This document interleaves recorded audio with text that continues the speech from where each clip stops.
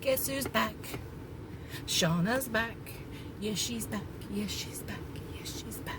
Yes, she's back. Hey y'all, it's Kat. Welcome back to my channel. We are having a pizza party today. This is a collaboration with two of my great friends here on YouTube and in life in general.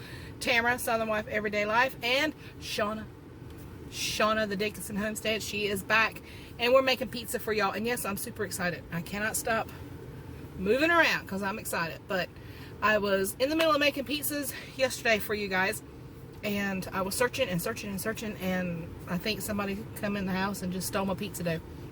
So I gotta run into the store and get some pizza dough to make an apple pie pizza that I am super excited about. But make sure you check out my friends down below. If you don't know Shauna from the Dickinson Homestead, if you're new to my channel since she's been doing some life stuff, make sure you go down there and click subscribe and tell her I sent you and all that stuff. And if for some reason you don't know Tamara, make sure you do that too. I'm on like my third or fourth coffee for today. I feel you judging me. So anyway, I am at work, but I'm leaving now. I'm going to run by real quick and grab some pizza dough. And I'm going to make an apple pie pizza. That's the last one. It's actually the best one because I like sugar. Just saying. Welcome to my Southern Farming Kitchen.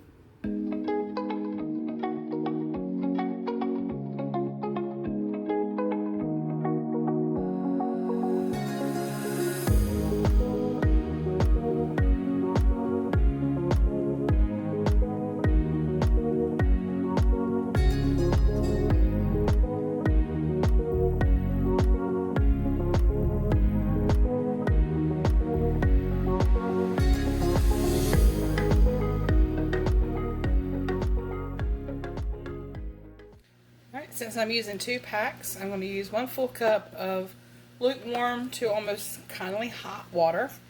I think that the hotter the water for this particular kind, which is the Great Value, it just seems to work a little bit better if it's a little bit hotter. But just use a fork and combine it all until it's in one complete ball. Now the directions say to use vegetable oil, but I have always used olive oil. I prefer it for pizzas. I just prefer it. So I'm just going to pour a little bit on top, kind of work it just a little bit. It's just pretty easy to do. Now I'm going to cover it with a towel, and I'm actually just going to set it on the stove and let it rise a little bit while the oven preheats. Alright, so I got it spread out the way I want it. Now in the oven, I'm going to par bake it for about 5 to 7 minutes. So take some canned nacho cheese, any kind that you like. I'm using the cheese. Here, I'll just show you what I'm using right there. And let's just spread that out right to the edge. All right, I'm going to add some salsa, just a little bit right on top of that cheese, and spread it the same way. Right, add some dry cilantro. You can use fresh, but I typically wouldn't put fresh on this unless you were going to put it on top after it's done. So, but that's up to you. I like to put it on the bottom there. I'm going to add some cheese. I'm just using the Fiesta blend. You can use any kind you want. Straight up cheddar is really good too, just like you would put on your taco. That's pretty groovy. Right, add some green chilies. These are optional. Some people do not like them, so if you don't like them, don't add them. I'm just going to spread a few out here. I won't use the whole can. Now I'm going to put some olives on it. Alright, so instead of slicing all these olives up, I'm just going to grind them. I have drained them out of the can. Just some black olives. I'm just going to split them in half just like so. Save some time. I'll just take the rest and stick them in the fridge. Just like that. Alright, now it's time for some of that taco meat. You can use as much of this as you want. I typically use about half of it, and then I save the other half for something else. A night or two down the road. A burrito or something such as that. I just go really lightly on it for me. But you want it all on there, you do you. And then you tell me about it. You say, Kat, I did it all. I'll be like, I don't blame you. And sprinkle just a little more cheese. I save some of it to go on top when it's done too. Yum. Alright y'all, so I'm going to put this in the oven, 400 degrees for about 12 to 15 minutes.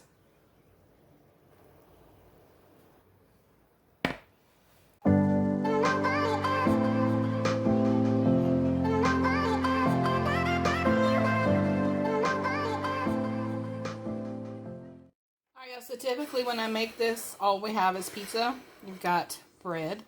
You've got fruit. You've got, yes, there's fruit. There's olives.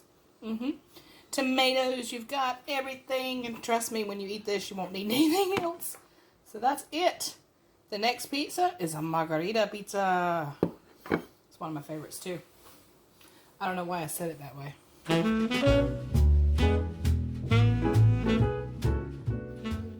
Okay, so for the Margarita Pizza, I'm doing the same kind of dough, but I'm only doing one pack because I like a little bit of a thinner crust for this one. So I'm going to do the exact same thing. Put the oil on it, set it over on the stove while the stove is preheating, and let it rise for a little bit. Same thing, but different. You know, same but different. Pretty. Alright, so I'm going to go ahead and spray the pan just like I did last night. I'm going to turn that dough out on it. And like I said just a second ago, this is thinner. So I'm going to do it kind of easy. It's really hard with this dough, I've noticed. Well, probably with most pizza doughs. You can't re-stretch it. I swear you can't. I tried it a couple of times before where I didn't get it to stretch exactly the way I wanted it to. And so I rolled it back up in a ball. And I'm like, I'll just stretch it again. Yeah, no. It's got a mind of its own. So just be gentle with it. You might tear it, you know, some places. But, you know, just try your best not to. And, you know, I'm not even done yet. So there's a chance I could still yet tear it. I'm going to put this in the oven 400 degrees for about 3 or 4 minutes. And then I'll take it out and make it pretty. We're going to stop there before I tear it. Alright, so I left it in there about 3 minutes. It's firmed up a little bit. Actually, when you cook it for just a few, par bake it, I guess, you can actually push it a little bit more to the side without that rip. So it serves a couple of purposes. Margarita pizzas.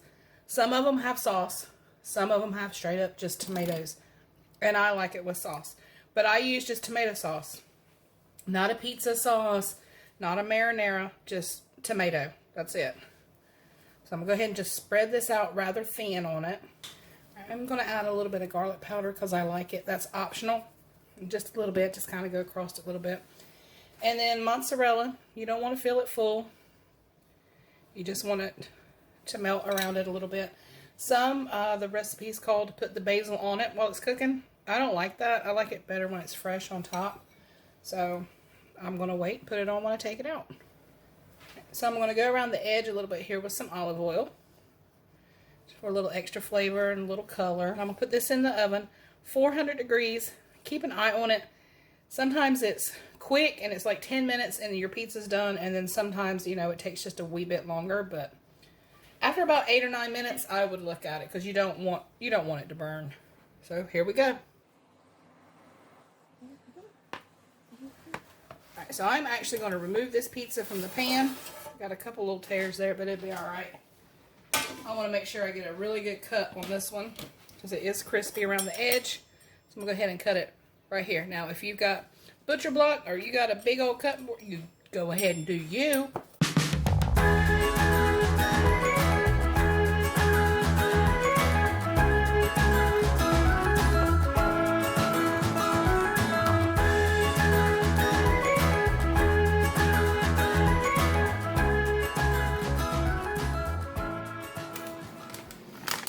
So this last one is a dessert pizza, and I'm using 2 pie crusts, just like I've done on the other pizzas.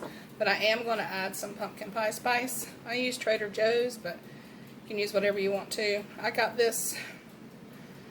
bought this online like in October last year, and you can see I did not use it all. I think I got it on Amazon. I'm going to add some of that right to the dough mix. Now on the other 2 pizzas, I did use olive oil. I am going to use some vegetable oil on this one instead of that. It's just lighter. But same rules apply. I'm going to set it over there on the stove, cover it up while my oven is getting hot, and then I'm going to go ahead and cut those apples real quick.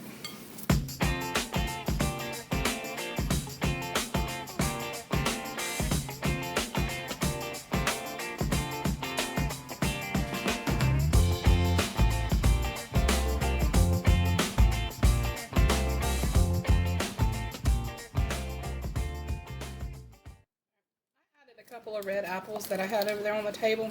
It just didn't look like quite enough apples, even though normally I'll use 2 big Granny Smiths. I just don't think they were quite big enough. You need 1 stick of unsalted butter. Go ahead and cube that up. Alright, so to a bowl, I'm going to add about a cup of steel cut oats. Those kind. Oh no, there you go. Them kind, right there. And then I'm going to add about a 1/2 cup to 3/4 of a cup of brown sugar. That's a matter of taste, and since that's about all I got left, that's what I'm using, which is about a 1/2 cup ish. Cup, 3/4 of a cup. You know what Tamara says? Cook with your heart. That's what you're doing. You're cooking with your heart. So some cinnamon. Like that. And then I just usually take my fingers and kind of mix it all in there together. Just like that. Absolutely perfect. Oh man, that smells like fall. That's alright. There's nothing that says you can't eat apples and cinnamon in April. Alright, so take 1 of those little packs of caramel dip. Just like so. You don't need a whole lot. And we're just going to spread it all over the bottom of that pie. I guess it'd be the top of it, wouldn't it?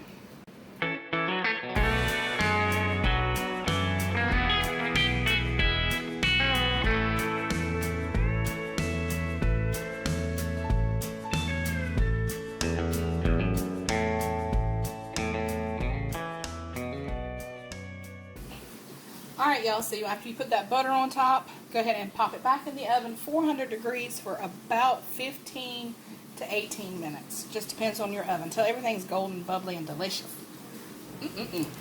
So I got some more of that caramel in a bag, and I just cut the tip. I'm just going to drizzle that caramel right on top.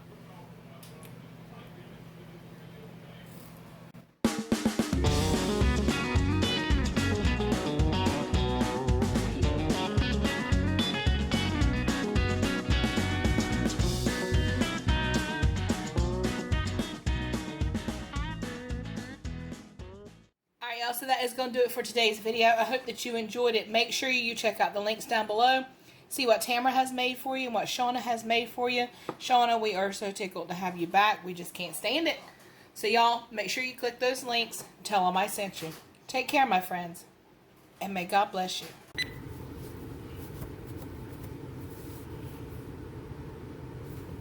Hi. I have absolutely no idea what to say. Hey y'all, it's Kat. Welcome back to my channel. Today's video is a black cat that just walked right in front of my car. I don't need that kind of evil, Ricky Bobby. Hey y'all, it's Kat. Welcome back to my channel. Why is it when I start to do that I cannot talk, but if I'm cooking, oh honey, I can talk up a storm as long as I'm not looking directly at myself. I'm just saying.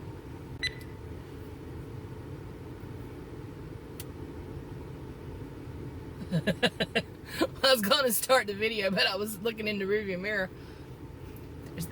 There's the dog back there.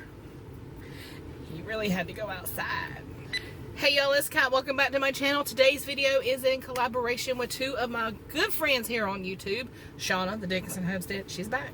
She's back. She's back. That is exactly where my brain stopped. Done.